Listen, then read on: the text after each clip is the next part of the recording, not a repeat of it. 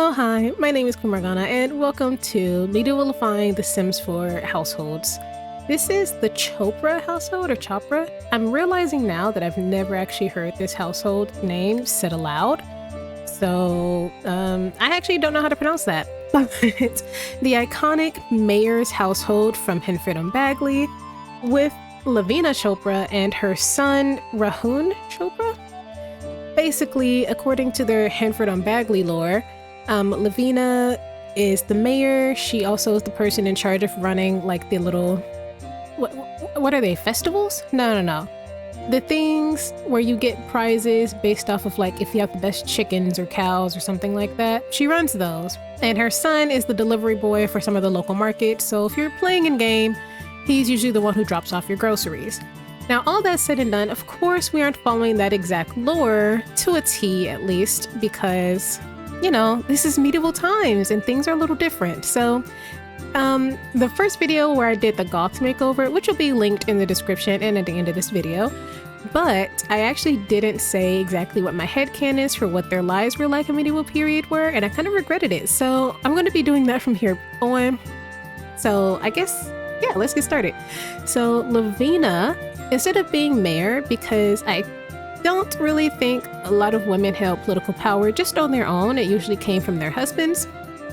I know that they're supposed to be more South Asian based, and the history of, you know, women's rights in South Asia, it changes quite a bit. It really depends on who's in charge and the time period, but I'm kind of going based off of Europe, obviously. So we're going to be going based off of that more than some of the other sections of the world for this series, just to make things a little easier.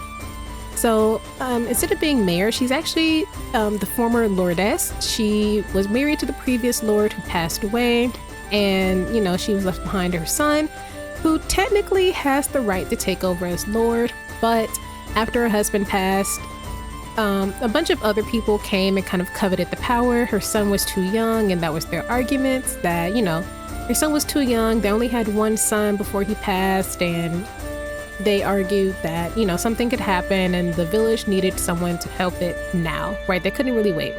So they ended up taking that political power away from her, but she kept a lot of her social power, for better or for worse. So they're not exactly peasants, but they're also not living as large as they used to. And she chose not to get remarried. She didn't really have any other family members who would push her into it, so she could kind of do what she wanted. So she kind of became the village socialite, which I suppose would be pretty easy to do in such a small village such as Henford on Bagley, right? So she became the village socialite and started having a little bit of an affair with Ronmi, who I have not given a makeover to, but according to actual Sims 4 lore, Lavina and Romney of the Watson household in Henford and Bagley had a little bit of an affair while Romney's marriage was not in the best place.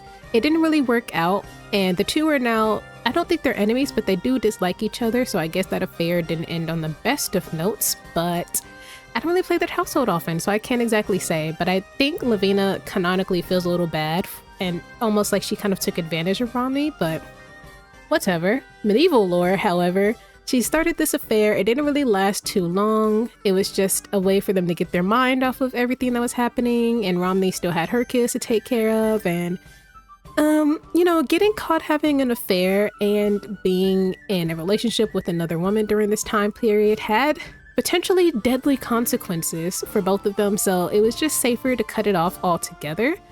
So once again, she's a socialite. She helps out with the local fairs and whatnot, and she actually runs an inn, and she likes it. It gives her a chance to meet new people. She's you know, already a foodie and a bit creative, so she gets to come across new people and do a bunch of other things, and she really likes it. So that's her life now. So she has a pretty good innkeep and everything. Well, innkeep, intake of money. That's what I meant to say. Well, the inn itself is also nice. So as for her son Rahun, now according to lore, like actual Henford and Bagley lore, he is a delivery boy who, you know, lives with his mother, the mayor. He delivers stuff from the stalls in the markets, the groceries, or something like that. And he has a little bit of a crush romance with Rami's daughter, Rashida Watson.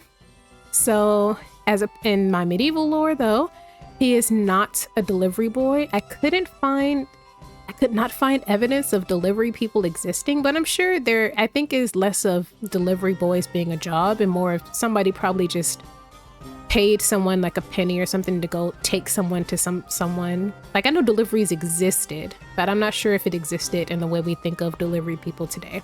So instead, I thought that the next best thing, especially for someone like him, is the town crier.